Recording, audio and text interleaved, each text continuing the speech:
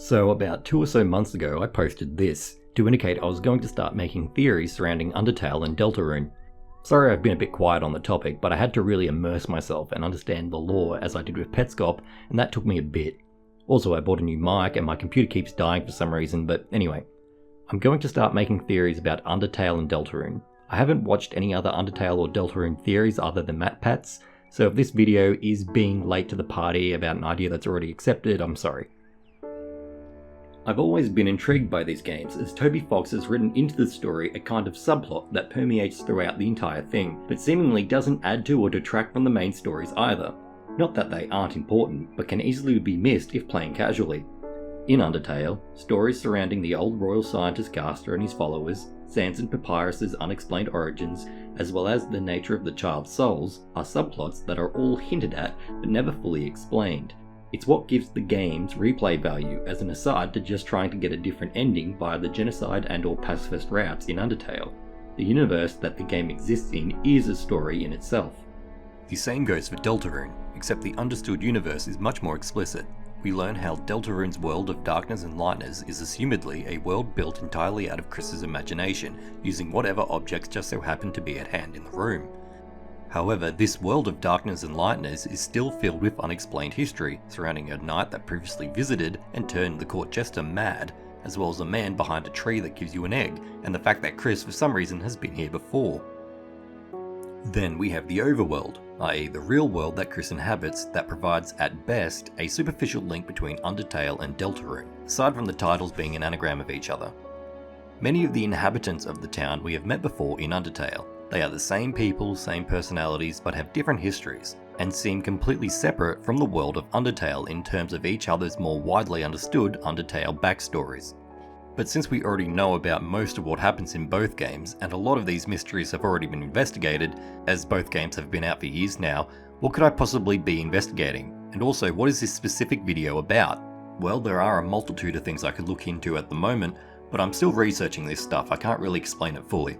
So as not to get too bloated in this video, I will outline how I will be viewing this series, and providing reasons why. Not investigating the game's story as such, but the game's development history. By understanding that, we can understand how the games relate to each other.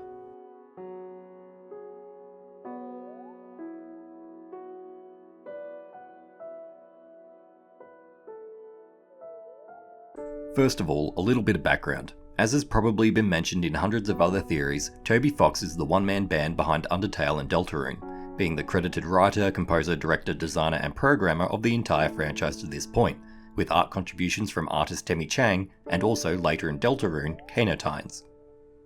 His earliest works contain contributions to the Homestuck franchise as a musical composer. He also made the popular 2008 Earthbound Halloween hack that takes place in an alternate timeline of Earthbound, where the four main protagonists didn't return to the present day of 1990X after the defeat of the final boss Gargus, and follows a new protagonist, a bounty hunter named Varric. Along with a lesser known, less serious Earthbound hack, Arns's Winter Quest, Toby uploaded the Halloween hack to Starman.net's subforum PK Hack, a still running Mother/Earthbound series fan forum. Looking at his account history, back then he went by the handle Radiation, we see it spans back nearly 16 years. Toby seemed to be the typical, yet inspired and driven, active early internet forum user, posting about his love of the media and contributing to its expanded lore. However, if you're looking to glean any insight into his creation process by looking at his older posts, bad news, they've all been deleted. In fact, it seems like he only just stopped posting on the forum a short while after releasing Undertale.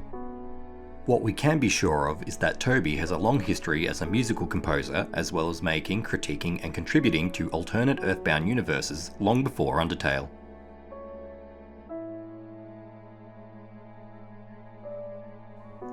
On May 2nd, 2013, a demo for a game called Undertale was sent to fangamer.com. The positive reception caused Toby Fox to release a public demo May 23rd that year.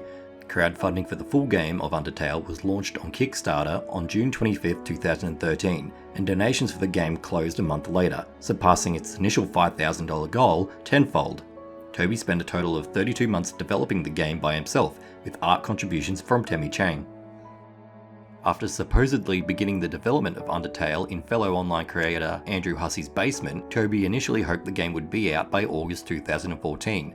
However, the game took longer to make and polish than expected and released over a year later on September 15th, 2015 for Windows. From then on, Undertale experienced a near unprecedented explosion in popularity relative to other indie developed games, and was eventually released on other platforms other than Windows as the years went on. In September 2018, a Nintendo Switch version was released, which incorporated the character and side boss Mad Mew Mew into the game. However, it's understood that the character has no impact on the greater story.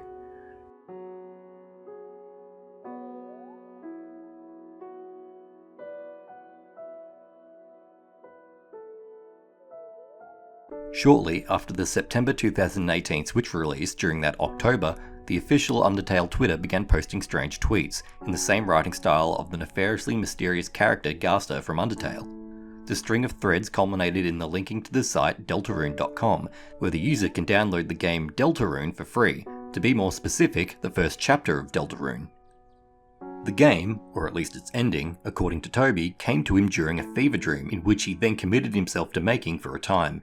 Taking artistic inspiration from the Artiscano times on Tumblr, of which much of the playing card aesthetic was used for the final game that released in 2018, Toby started development for Deltarune sometime in 2012, but abandoned its development before a single room was created. Some of its musical assets were instead transferred to Undertale, but after Undertale's Kickstarter success, Toby decided to reboot the development of the game with the plan to make it a mix of his initial idea and Undertale. The initial Windows and macOS release of 2018 was well received by critics and was eventually released on other platforms as the years went on as well, though this time without any added content for any new release. Production of the second chapter began in earnest May 2020, though now Toby has a team with him consisting of himself, Temi Chang, and 2 other unnamed developers. This and other chapters, when completed, will be released together, though this time not for free. After reading interviews by Toby at different stages of each game's development, we come to the understanding that Deltarune is not a sequel. Not only does he make it clear that Deltarune was first imagined before Undertale, but also that Deltarune itself is a standalone game separate from Undertale's lore. From Deltarune.com's FAQ, how does this game relate to Undertale? Is it a sequel? Please don't worry too much about that. Essentially, this is not the world of Undertale. If you completed Undertale, the ending and the world are as you left it. If everyone was happy there, the people in the Undertale world will still be happy. So please don't worry about those characters and that world. It will remain untouched. To rephrase that, Deltarune's world is a different one. Different characters that have lived different lives. A whole new story will happen. I don't know what you would call this kind of game. It's just a game you can play after you complete Undertale if you want to. That's all. As well, from Toby's Twitter, there seems to be a definite intention in making a game that's separate from Undertale's themes and lore, if not its style. Will there be multiple endings? No. No matter what you do, the ending will be the same. What's the progress on the rest of the game so far? I've done some songs and written the whole story. So the story is completed with no alternate playstyles. Then he solidifies the idea of different lore by stating, "If you played Undertale, I don't think I can make anything that makes you feel that way again. However, it's possible I can make something else." However, he then mentions that while Undertale's lore will remain untouched, that doesn't mean the 2 worlds aren't connected. It's a different world that might even have different rules. That doesn't mean there will be no connections at all, though. This is backed up by his statement in his 2019 interview with Nintendo. I decided around when I did the Kickstarter to Undertale that if I ever completed Undertale, my next game would be a mix of Undertale and that concept. And to be clear, before the release of Undertale, and shortly after its release, Toby had no plans to make Deltarune, which makes Undertale, in relation to Deltarune, a sort of chicken before the egg scenario. From an old blog called Sea Gaia run by a developer named Sean Hogan. May 25th, 2013, Toby says the following about the Undertale demo. What's your background in game development? Are you planning to expand Undertale? Do you have any other projects? This is my first real game project, however. I don't have plans to work on anything else currently, though I am hopefully composing some songs for Starband. He states similar intentions in an interview with the existential gamer writer Julian Field after releasing Undertale September 10th, 2015. What's next after Undertale? Do you see yourself working on more games, music, or something else entirely? Beats me. Also, Undertale's story isn't thought to be adapted from earlier Deltarune ideas either, from his interview with Chris Isaak of the Mary Sue, December 10th, 2015. Was the story of the game something you had been thinking about for a while before starting development, or did it all originate after figuring out the battle system? After the battle system. So, if we are to make a simple timeline of events, we see that sometime in 2011, Toby has a dream about the ending of a game that he then wants to make. Start of 2012, and Toby begins development on Deltarune, but abandons the project. Mid-2013, Toby starts a Kickstarter to make a game called Undertale, which uses some of Deltarune's music. Later, in 2015, Undertale is then released to critical acclaim, and sometime after this, Toby once again sets out to create the game from his dream. Years later, during late October 2018, Chapter 1 is released, and the latest development is that in May 2020, the next chapters of Deltarune are now being worked on. From all this information, it is clear that Undertale was almost entirely developed, save for some reused music, and written completely independently from the world of Deltarune. Toby never intended to incorporate Undertale into a larger universe, and Deltarune was only considered after the critical and commercial success of Undertale. Therefore, we can finally get to the crux of this video. How do these games relate to each other?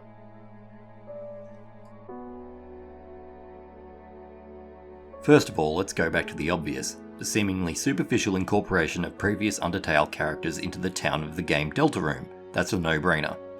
But we know that these characters did not come from the universe of Undertale, as we know that IRL, Toby never wrote Undertale with Deltarune in mind. So why are they here? Merely a nod to the other game to keep fans happy? Well, like I said in my Petscop About Section Analysis video, specific wording for specific reasons. Let's get crazy for 1 second. So there's no connection between the two games. It's a different world that might even have different rules. That doesn't mean there will be no connections at all, though. We know there's some connection, Toby says so, but we also know that Undertale was not written with Deltarune in mind, so therefore the only way that Undertale can be made to relate to Deltarune is by making the game Deltarune act as a framing device for Undertale. Deltarune must set up or relate itself to Undertale, not vice versa. But remember, what is Deltarune? Yes, it's the game, but it's also the symbol for the church, and also the name of the legend that exists within the world of Darkness and Lightness. Deltarune is a legend, and the only thing that ties both Undertale's underground and Deltarune's world of Darkness and Lightness together in such a cement fashion is that symbol and that name, Deltarune. And there's another, less noticed similarity, the legend itself, not in terms of story, but in terms of creating a universe. A world, a story told as a setup to a quest with a brown backdrop and accompanying music. In Undertale, it's what starts the game. In Deltarune, it's told to you by Ralsei, and is what gives the characters a sense of direction. However, we know that the context of Deltarune's legend, as we learn it, and the whole world, was invented by Chris and or his brother in the unused room. The legend is fake, but the author is known. So what if Undertale is the exact same thing, a world invented by Chris and or Asriel? Undertale being the legend of the fallen child, Deltarune being the legend of the three heroes, both invented by Chris and Asriel. Think about it, how else would the worlds be connected? What is the framing device of the Darkness and Lightness? Well, it's Chris playing with Susie in the spare room, using whatever items at hand for characters, weapons and enemies. The game incorporates more than just that spare room though, as in the game Deltarune. There's also the world outside the spare room, the town in which Chris and Asriel grew up, inhabited by tons of characters that appeared in Undertale. They used the exact same method to create the world of Undertale as they did the realm of Darkness and Lightness, but that time with the entire town. This explains why the characters of the town don't show up in the realm of Darkness and Lightness, because that world only incorporated what was present in the spare room at the time, hence all the playing cards and checkers aesthetics. But the world of Undertale incorporates the town's people because the world of Undertale incorporated the entire town. The town's people in Deltarune aren't based off the personalities of Undertale, the characters of Undertale are based off the people that inhabit the town. Think, world with different rules. If Toby wanted to be super clear, he would have said games or series instead of worlds. What you're seeing here is not the world of Undertale. Undertale's world and ending are the same however you left them. To rephrase that, Deltarune's world is a different one, with different characters that have lived different lives. A whole new story will happen. I don't know what I can call this kind of game. It's just a game you can play after you complete Undertale, if you want to.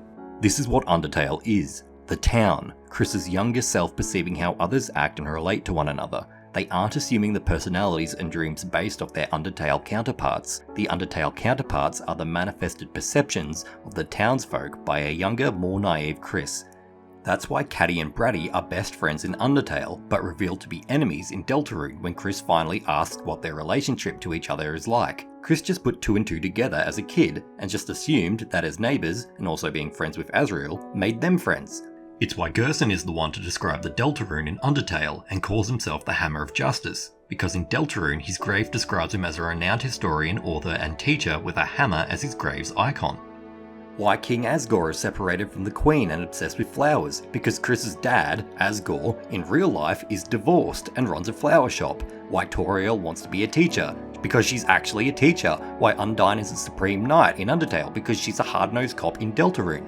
Why Alpheus is the professor with a poorly hidden anime addiction, because when Chris was young, she was the senior grade teacher with a poorly hidden anime addiction.